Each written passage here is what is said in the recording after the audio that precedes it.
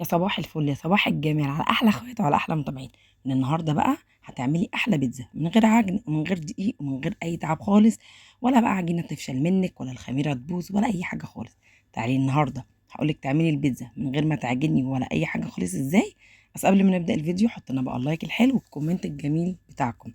عملت النهارده البيتزا دي بكل سهوله، بصوا الجمال والروعه، شكلها يفتح النفس بجد يا جماعه. لو هي قدامي دلوقتي شكلي واعمليها براحتك، تعمليها بالمارجريتا بالسجق باي حاجه اعمليها، بس المهم ان انت مش هتعجني. دي اسهل حاجه في وصفتنا النهارده.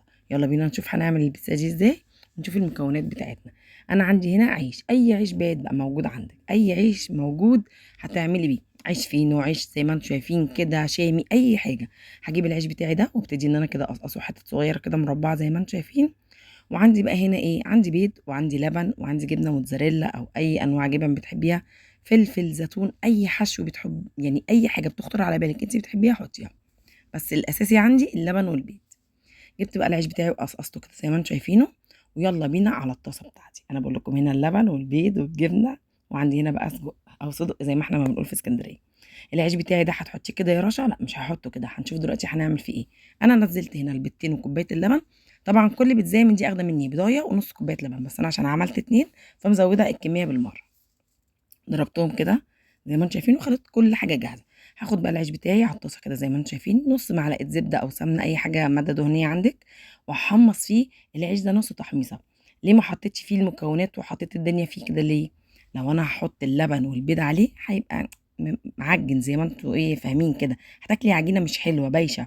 انما لما اديله التحميصه دي هتاكلي كده طعم العيش هيعجبك جدا، وطعم العجينه بتاعت البيتزا هتبقى بجد روعه. جربي الوصفه دي وان شاء الله هتعجبك.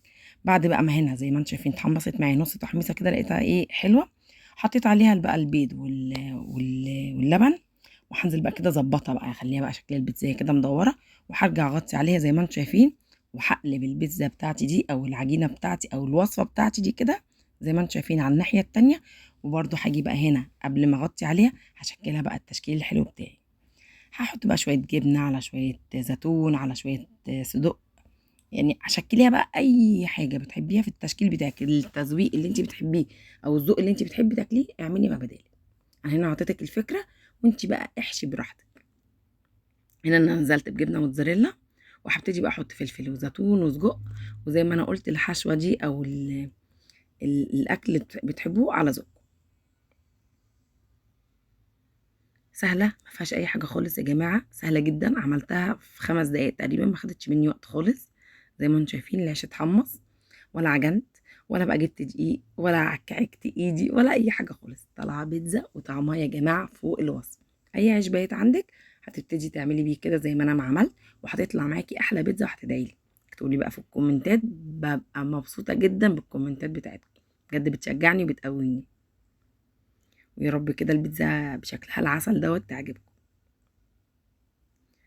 بس كده بقى، بصوا انا واقفه بقى يعني بحشي كده بقى معاكم، لقيت الفيديو صغير كده قلت اطوله بقى معاكم. هنرجع بقى تاني بعد ما حشيتها وحطيت لها كل حاجه، هغطيها 5 دقايق، الجبنه بتاعتي كده تسيح والدنيا تتظبط معايا، وهنبتدي بقى ان احنا بقى ننزلها. ويا سلام بقى شويه كاتشب عليها كده وكاننا قاعدين في مطعم.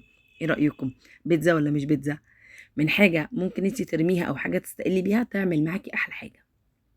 بصوا طلع شكلها فوق الروعه، زيني بقى كده وكأنك قاعدة في مطعم. بجد بهارة ولادي وجوزي تستاهل اللي انتوا تجربوها، واتمنى بجد فيديوهاتي تعجبكم. ولو انتوا محتاجين اي فيديو عايزيني انزله قولوا لي كده، اكتبوا لي في الكومنتات وانا عينيا الاتنين عشان بحبكم في الله، وببقى سعيدة قوي قوي قوي وانا بسجل الفيديو او بصوره عشانكم. يا رب بقى وصفة النهارده تعجبكم. كنت معاكم رشا، اشوفكم كده في امان الله ومع الف سلامة. احلى بيتزا دي ولا ايه؟ سلام.